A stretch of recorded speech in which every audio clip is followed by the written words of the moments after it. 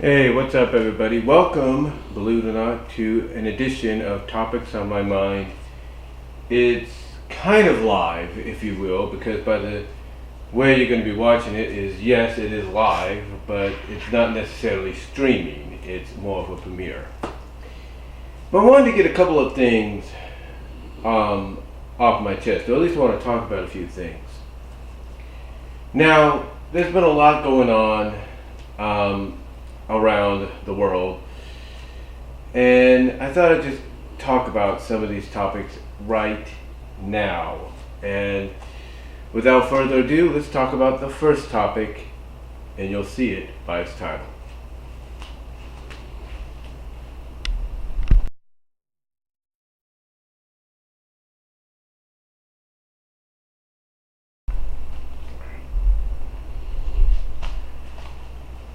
Alright, so the first topic I want to talk about is something that's been talked about a lot, and I was thinking about doing its own individual video on it, but I figured I'll just start it off, lump it in here with the topics I want to talk about.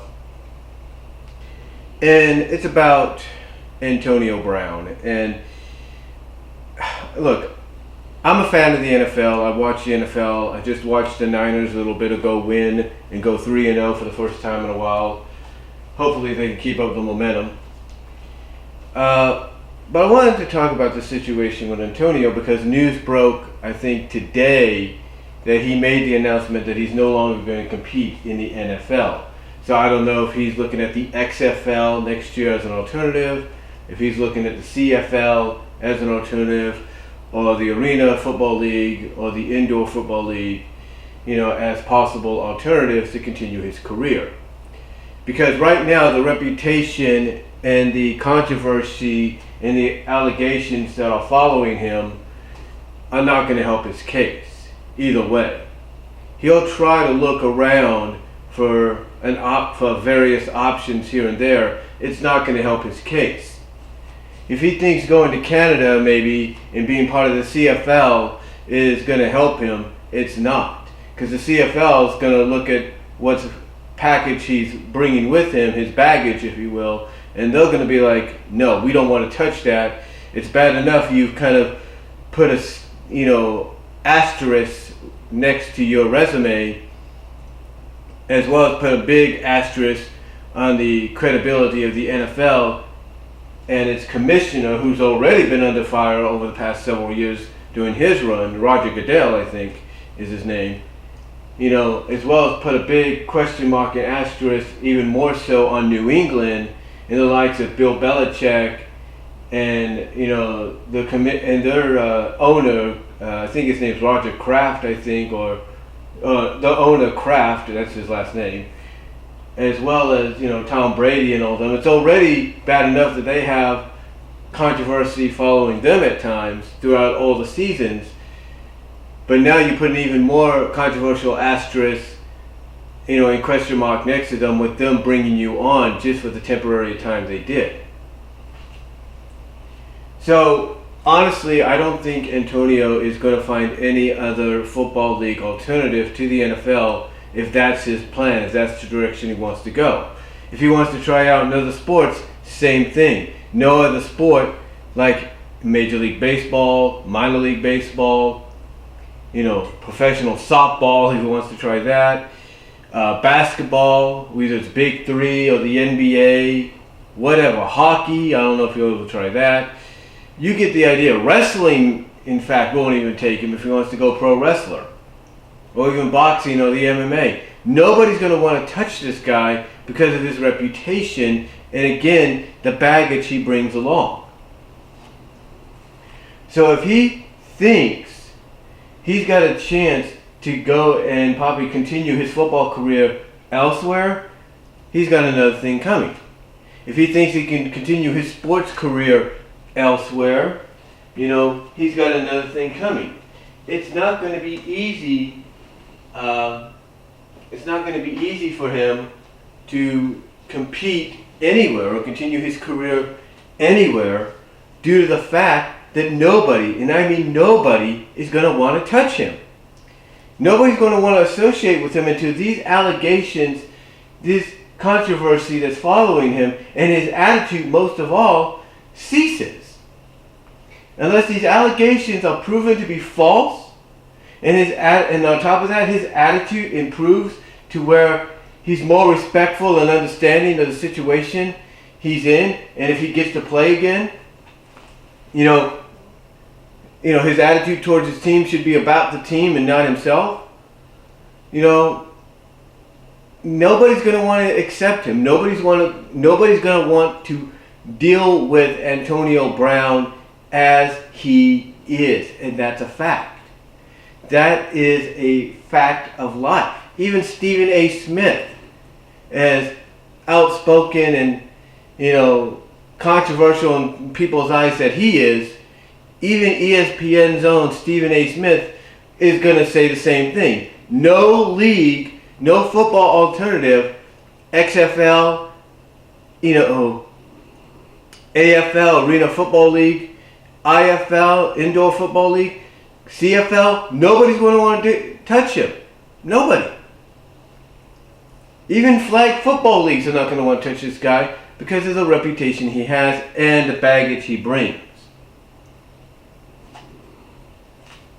The only way Antonio Brown is going to be able to get another chance to compete anywhere and continue some kind of athletic career is if these allegations, like I said, that have been thrown against him, that he's been accused of, are either proven false or he admits to them and serves the appropriate time needed.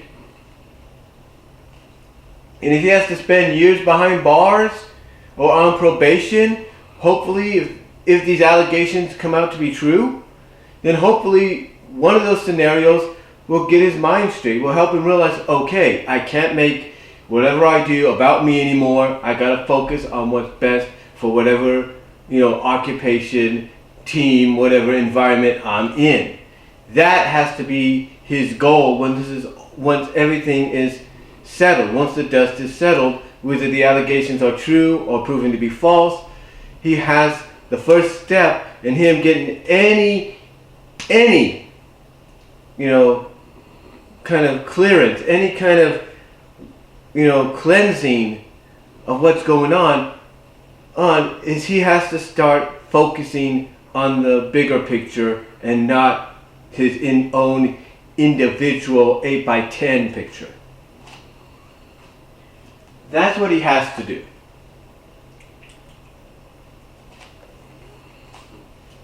That's what he has to do.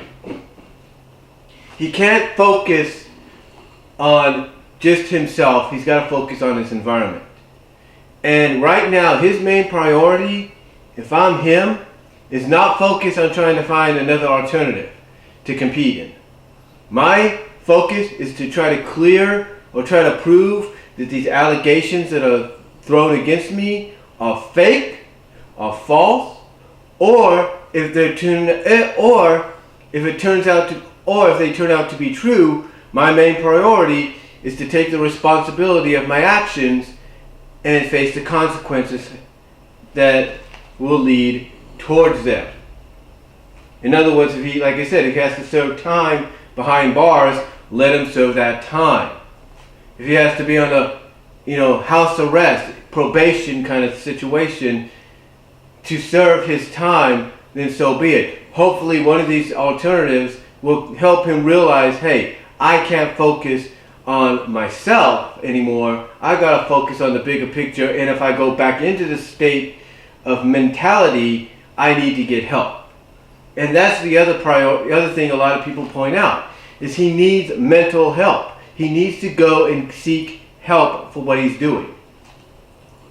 Because if he doesn't seek help, then basically, there's no future for him in any sport, period. Even if he tries to go into acting, there's no way Hollywood or any studios or acting guilds or, whatever you want to call them, agencies are going to want to deal with him because of the baggage he brings with him.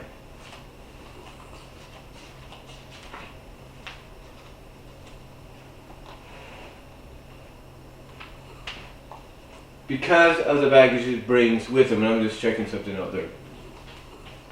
But like I said, nobody's going to want to deal with him because of that baggage. I mean, honestly, let me ask you this. If you were an actor, a talent agent or a sports agent, would you want to associate with someone like Antonio Brown, knowing whether or not these controversies and allegations thrown against him are true or not? Would you want to deal with him knowing the reputation he brings? Would you want to chance that? No, you wouldn't. Not unless you're desperate for money. Not unless you're desperate to get people's eyes on your product. So, honestly, I don't see any other alternative for Antonio Brown to take but to focus on trying to clear his name of these allegations if they are false, and then trying to basically get some help, some mental rehabilitated help to get his mind straight, so that if he wants to focus on continuing his pro football career, he can get the help needed so that when he gets that chance, if he gets that chance, to realize I got to focus on the team and not me. That's it. So as far as his future in pro football, any pro sports, or any kind of pro sports, or any kind of associated pro sports like MMA, pro wrestling, whatever, that's an afterthought now. And if he's thinking, oh, I could do this as an alternative, go into acting and all that, that is not a priority either. The priority is getting this whole situation, this whole controversy and allegations thrown against him situated, cleared, or accepting the consequences that will come if the allegations turn out to be true. And if they don't, then the next thing he needs to do once he clears his name of that, if they are not true, those allegations that is, then he needs again to go and get some mental help, get some guidance, so that when he decides, and if he does get a chance to go back to pro football, mostly in the NFL, he can focus on basically the team and not himself. So, I don't know what else to say. I know Jeff Siegel hasn't said anything, the Schleg Daddy, if you will. I know there's a lot of people at ESPN that said stuff, Fox Sports. The truth is, Antonio Brown, right now, I hate to say this, his pro sports career, as we speak, is on indefinite suspension, is on indefinite hold. In other words, until things are cleared up, things are straightened out, there's going to be no pro sports career for him anywhere, and even as far as post sports career, there's going to be no opportunity either. Because again, like I said, nobody's going to want to associate with him knowing the baggage and the allegations and the controversy he brings with him. They're only going to want to deal with him once everything is cleared, straightened out, and taken care of.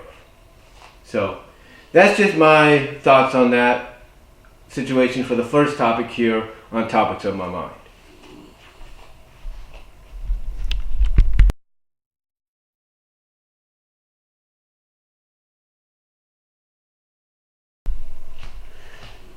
Okay, so our second topic, you probably saw the title, is AEW versus NXT, the Wednesday Night War.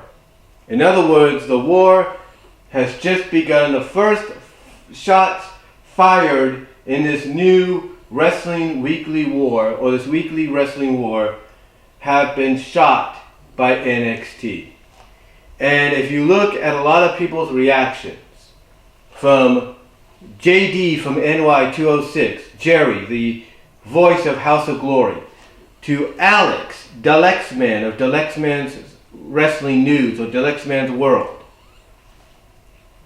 to Wrestling Inc., to probably OTRS Central if they want to talk about it, to just about anybody that's a wrestling fan overall.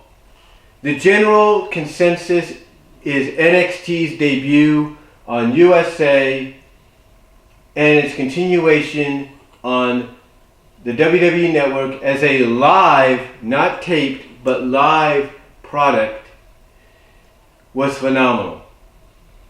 I mean, there are even reports There are even reports that Vince McMahon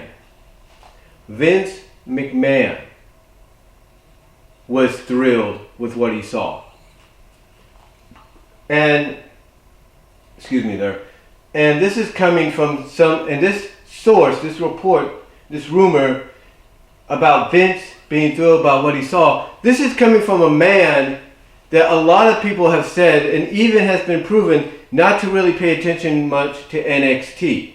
Never really gave a damn about it as much, excuse my language, God, but never really gave a damn about it as much as he should, but now he is, and for the first time being able to, I guess, see a full broadcast of the product, especially from a live perspective, he was thrilled. So he got to see what everybody else has seen.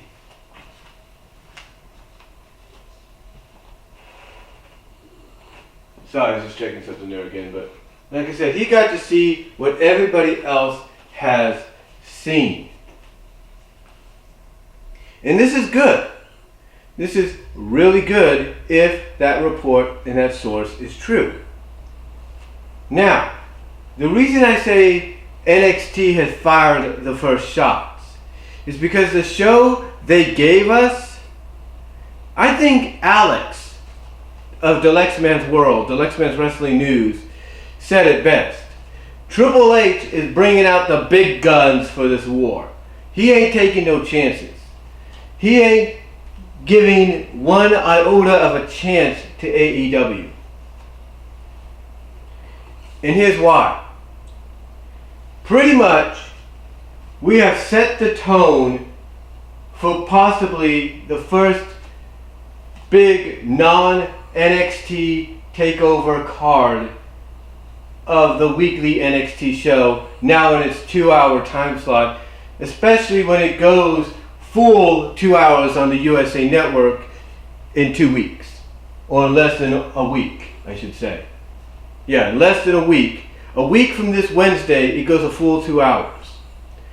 Last week and this week, the only reason it was only 1 hour each is because there's no AEW. A week from today, there will be. A week from today, there will be. And there will be a war. And here's what's interesting. Alex's reaction when he thought of the scenarios of possibly what we would be getting on October 2nd in that first live 2-hour broadcast of NXT on USA, even he had the reaction of like, even he had the reaction of basically looking Triple H in the eyes and saying, Hunter, Paul, don't kill him. Don't try to extinguish the fire right away. Don't try to massacre them right away, because the potential for what will be is off the charts. I mean, you have an NXT championship match possibly in the works. You have a women's championship in the works. You have a tag team championship in the works. You have a North American championship in the works. You have a cruiserweight championship in the works. You have any other kind of matches potentially that could be show stealers in the works.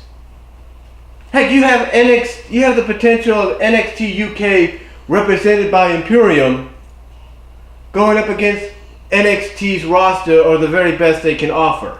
Maybe Undisputed Era for all we know.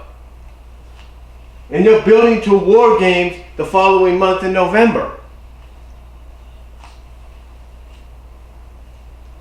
And then on top of that, speaking of championships, speaking of NXT UK, you possibly have a UK championship on the line there.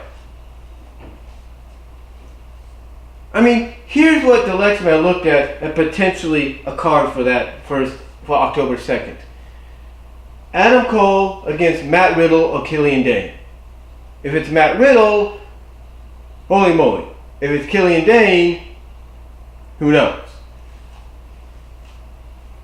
Then you have a possibility of the Street Profits challenging to reclaim the NXT Tag Team titles. You have Candice LeRae versus Shayna Baszler.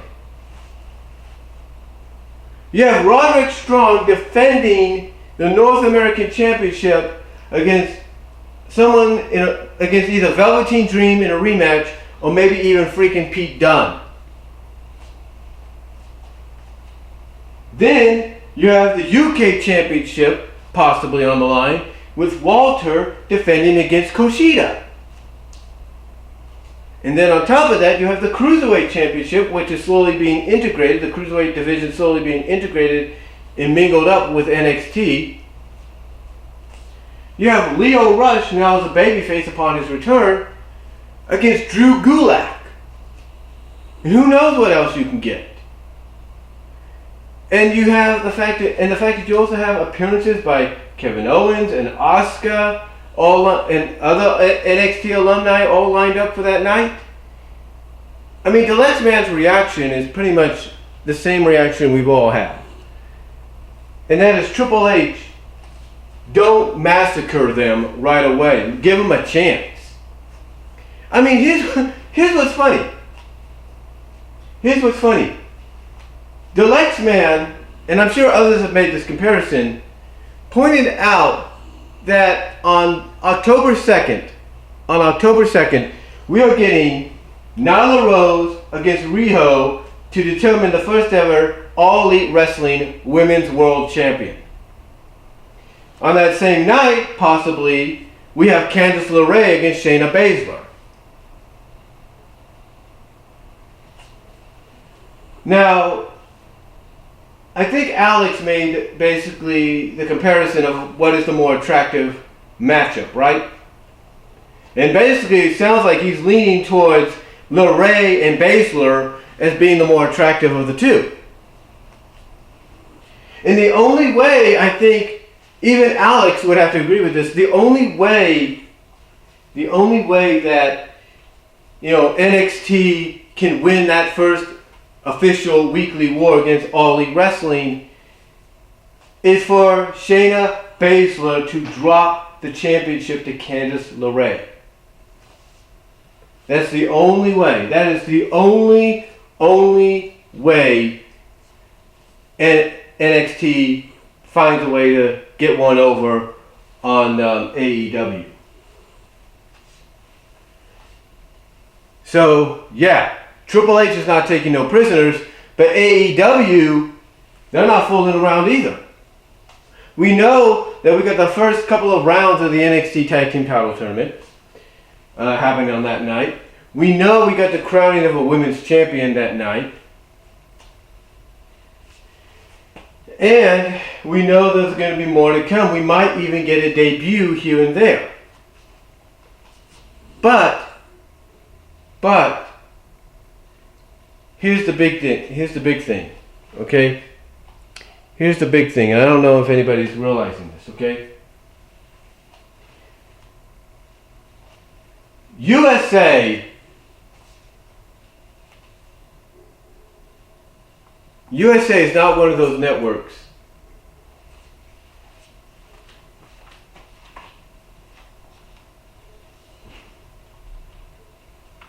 just checking something because my dog heard something.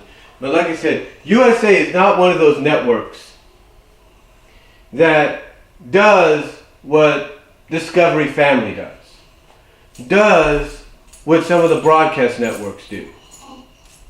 Okay? Especially when it comes to the live sporting events. No. WWE ends up showing NXT here on the West Coast. It ends up showing NXT, just like with Raw and SmackDown, on a few hour delay. Even if the show is here in the West Coast, we still don't get it till later. So, a majority of that war that's going to be fought on a live weekly basis between the two is going to be mostly through the Midwest and the East Coast. That's what it's going to be. Because TNT does not showcase or does not go this route. They don't. TNT straight up, and it has been announced straight up, will air, just like they did with WCW Nitro, will air All Elite Wrestling live across the board. And I mean live across the board. So if the show starts at 7 o'clock or 8 o'clock in the evening Eastern Time, live on TNT, then simultaneously it'll be live here at 5 o'clock on TNT. So yeah, that's the only exception. That's the only exception. Now, unless TNT decides, you know what, we're going to play it safe and do a replay of All Elite Wrestling's Wednesday Night Dynamite, because yes, the name is Dynamite officially. We're going to do a replay of the show to counteract the West Coast broadcast of NXT, then yeah, the West Coast will play a part. But the point is, in the long run, folks, the war mostly is going to be waged all across the Midwest and the East Coast. The West Coast will come into play too, but that will only be when AEW gets replayed by TNT following the live broadcast, and NXT officially airs here on the West Coast around 8 o'clock. That's the only time. That's the only time the West Coast, that's the only way, I should say, that the West Coast is going to play a part. But yeah, the Wednesday Night Wars, the fires have been shot. It's up to AEW to try to top that a week from this Wednesday. But I'm telling you this right now. I told this to the Lex Man, and I will say it again. I said this in a live chat, I'll say it again. Triple H, it knows what he's doing. He's been in this position before, or as an active competitor. He knows what he's doing. He knows what needs to be done. Once he hears about something happening the following week on AEW, he's going to counter that with something better. It's going to be counter for counter. It's going to be a war. And all I know is the real winners in this are the fans. They are the real winners. But yeah, the war is on. The war is definitely on.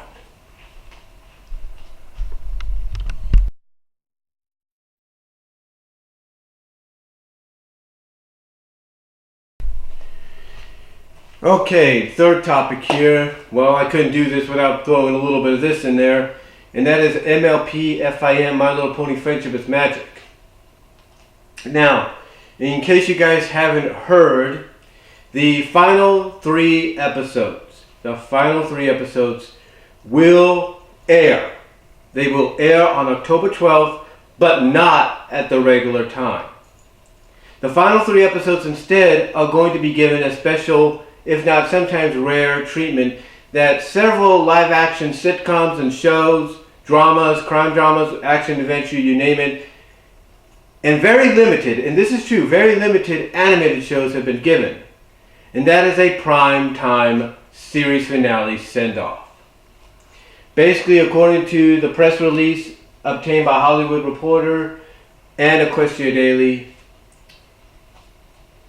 starting this week, well, not actually this week, but starting a week from this upcoming, 2 weeks from today, actually, I should say, 2 weeks from today, yes, 2 weeks from today, on October 6th, we'll begin what's known as Ponypalooza. Now, this is something that Discovery Family, along with Hasbro, has done before, but not to this extent.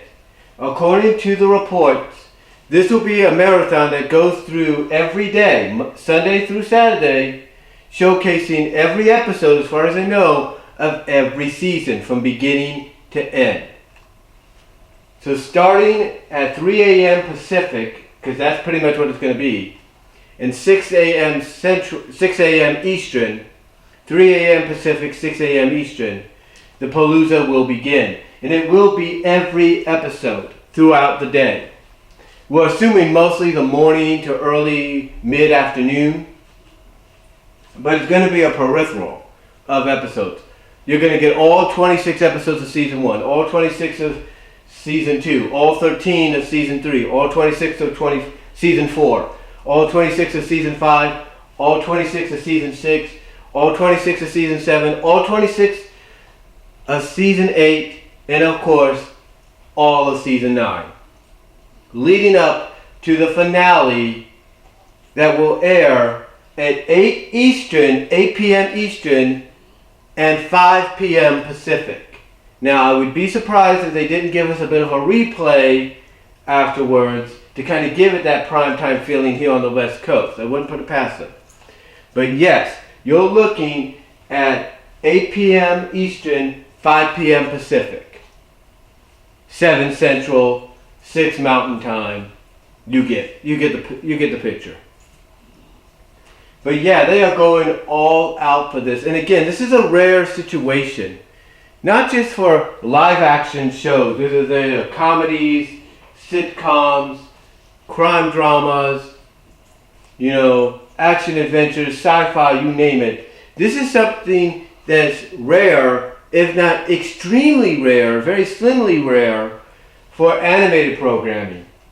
Unless that animated program made such a huge impact on pop culture that it earned nothing more than a send-off like this.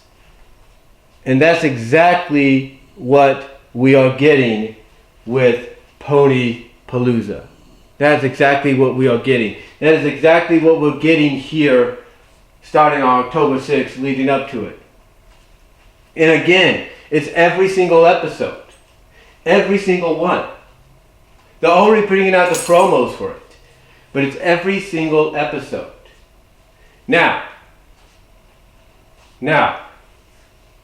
in doing all this, on Wednesday, on the eve of the finale, at, I think, 5 p.m. Eastern, 4 Central, which would make it about 2 here on the West Coast, they're going to have I'm assuming 30-minute to maybe 1 hour special called My Little Pony Friendship is Magic, A Decade of Pony.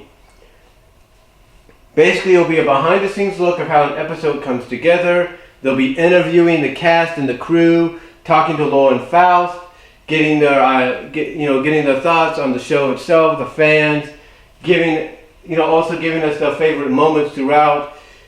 So yeah, overall they are definitely going all out for this. I'm surprised. Maybe they'll surprise us, but I'm kind of surprised the movie's not thrown in there. Maybe it will be. Who knows? As part of the marathon. So again, like I said, who knows? But anyway, overall, that's what's happening. That's how the show is going out with a bang. They're going out with a bang. They're going out with this huge, rare send-off, primetime send-off for an animated show. And again, like I say, it's rare because I can barely recall many animated programs that have lasted as long as MLP FIM that have been given this kind of treatment. The last show that's really gotten a treatment like this that fans will probably look forward to, as strange as a comparison as it is, and even though it took place over 30 years ago, or almost 40 years ago, 30 to 40 years ago, was MASH. MASH's 2-hour finale, Goodbye, Farewell, and Amen. That was something that nobody thought MASH would go out with. No one thought MASH would get that kind of a treatment. But it became such a pop culture phenomenon, it did. And thus a tradition was made, I would assume, where this happens with the kind of shows that have that kind of an impact, even animated ones, and that's where Friendship is Magic comes in. But yeah, that's what's going on, despite the fact that the episodes have already been released, but via hack or early releases courtesy of other countries.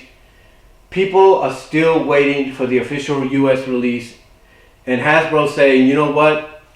We're not going to have you wait another additional week for just one single episode. We're going to get it all done, and we're going to do it in a way these other countries don't do. We're going to give it to you in movie format. Because that's what this is. This is a movie format finale. Or this is basically a movie finale for the series.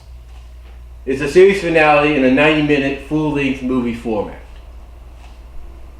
So overall, that's what's happening with MLP FIM. And the beginning of the end, the road to the ending of the end, if you will, begins on October 6th at 3 a.m. Pacific, 6 p.m. Eastern. Well, 6 a.m. Eastern, I should say. 3 a.m. Pacific, 6 a.m. Eastern. The road to the ending of the end begins with the Ponypalooza and every single episode in between. Possibly a few specials, maybe Best Gift Ever, Rainbow Road Trip, and maybe even a movie. We're not really sure. But that's about it, guys. So that's it for the third topic. Got one more to say before the battery runs out here.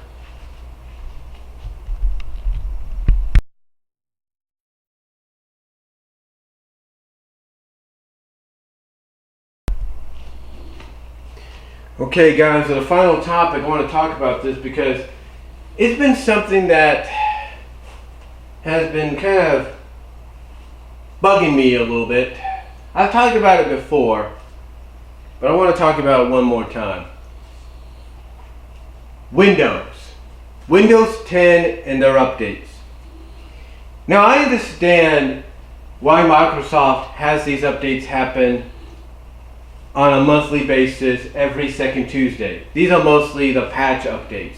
Basically, they use these patch updates to patch up any kind of bugs or fixes or whatever, increase security, stuff like that. I get that. And those don't really bother me as much as they used to. But what really bugs me though, is even with the patch updates, or recently as we all saw with the major updates, like with the May 2018 one, which should have came out in around May. It shouldn't be delayed or just tested and all that and brought out in the fall. You need Microsoft or any other computer software company. If you're going to do major updates and you're going to name them after a month in the year, make sure they come out around that time frame and get it over with. But here's the thing. Microsoft, in their infinite wisdom, if you will, decides to give us the May 2018 update. Well, 2019 update, I should say. The May 2019 update. And how do you know this happened? How do you know the update's coming?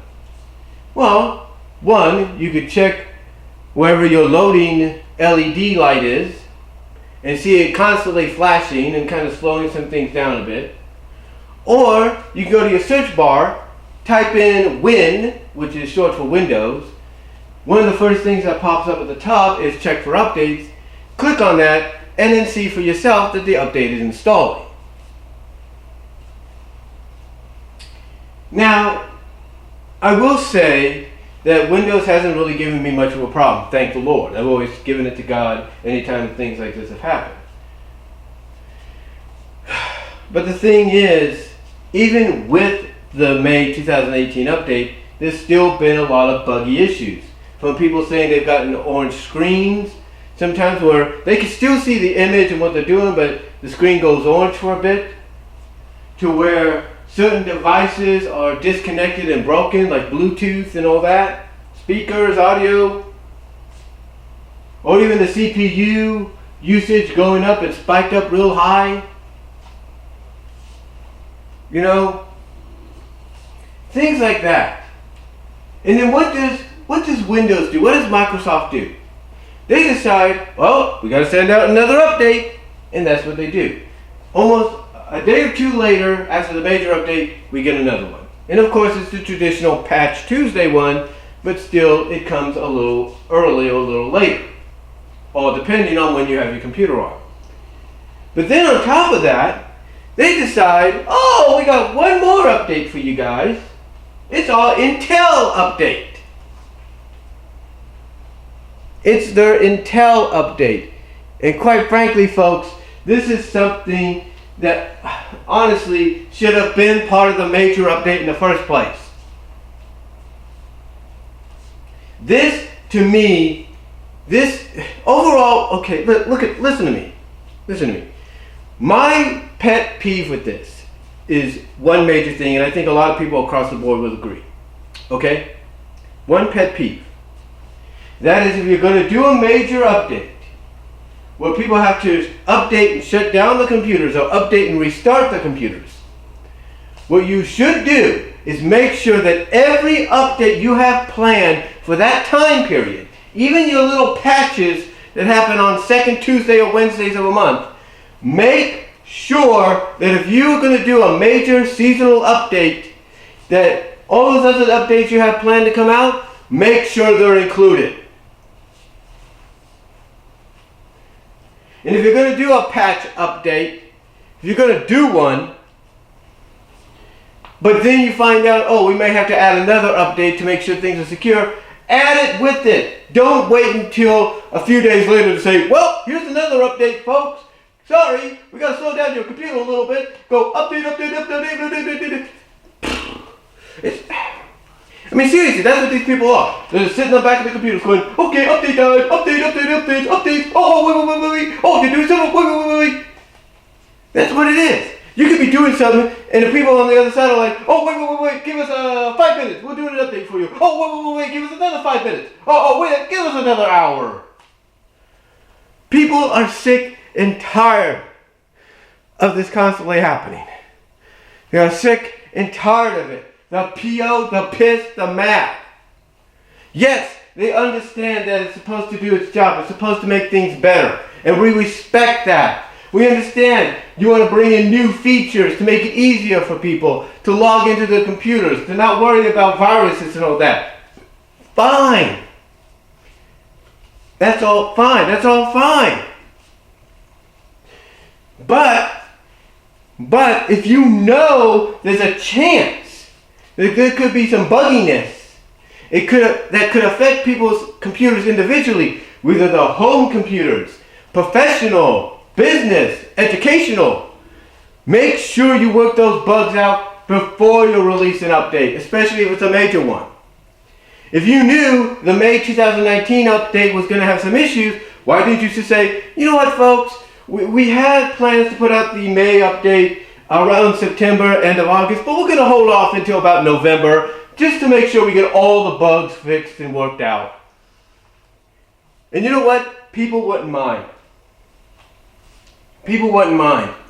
You see, people don't mind, honestly, about, like I said, about the weekly patch updates unless something's buggy about them. But all they want in return is for Microsoft or any other company that does updates for the software that people use to just be consistent and make sure the product works right the first time by testing it out as much as you have to. And if you have to hold it off and delay it until a further notice, or to a further date or release date, so be it. One guy I was watching on YouTube told us about RIM, release to RTM, release to media, release to the public, if you will. Microsoft needs to remember those three letters, RTM, release to media. Remember those letters. You need to remember them so that way you can keep testing. Why do you think sometimes movies are delayed to a later date? Why do you think they'll move to a later date? Because even the people behind the scenes that are working on it see things that need to be worked on and need to be reshot, re-edited, whatever. So that people that go and enjoy that movie in the theaters can enjoy a great movie experience without noticing any hiccups. And that's what Microsoft or any other company that has a software like Windows 10 needs to do. They need to make sure every single issue is taken care of. And if it means delaying the release of a major update or even delaying the release of a patch update, then so freaking be it. Make sure things are done right so people don't have to constantly worry about updates. I mean, I'm used to the fact that a patch update is going to happen. Sorry for that interruption, my battery died there. But like I was saying, Microsoft, they need to make sure, just like movie studios and television studios or whatever streaming studios do for their shows or the movies to make sure that people get a good experience, have to go back and reshoot things, they need to make sure. They need to make sure that no matter what the circumstance is, that every single bug that there is, every single bug, period, that there is associated with whatever they're going to update, if they gotta delay it, let them delay it. Like I said, I'm used to the fact that every Tuesday or Wednesday, every second Tuesday or Wednesday of the month, I'm going to get an update. I know that. I know that for a fact. I know October 8th, I'm getting a patch update. I know that. But the fact is, it doesn't matter who it is, whether it's Microsoft with Windows or whoever, Linux or whoever, that brings out a software people use. If you're going to do an update, make sure all the bugs are worked out. Don't, for the life of me, do not, and I mean do not release something unless it's completely ready to go. I know we can't ask for perfection.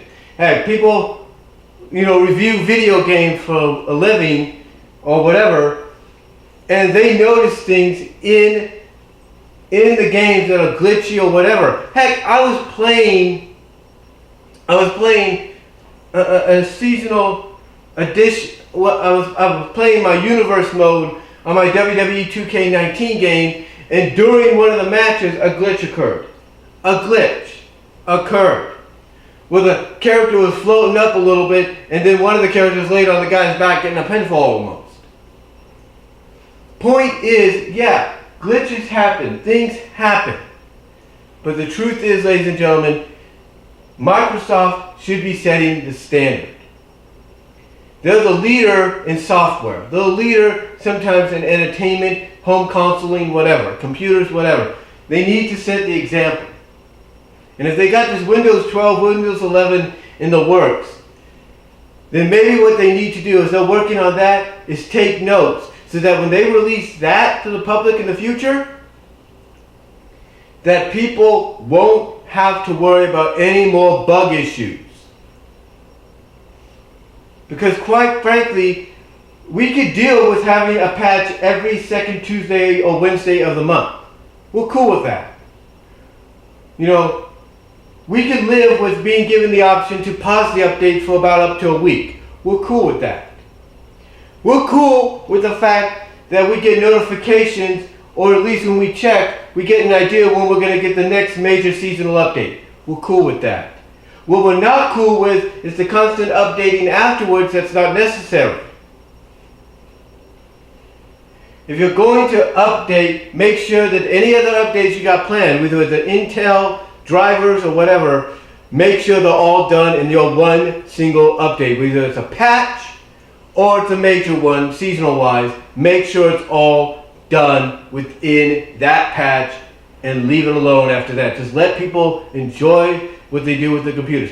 Do you think, honestly, older people, like let's say my mom hasn't used her laptop in a while. When she does, do you think she's going to like the idea of all of a sudden a blue screen pops up and says, by the way, everything is ready to update right now. If you want to, restart your computer.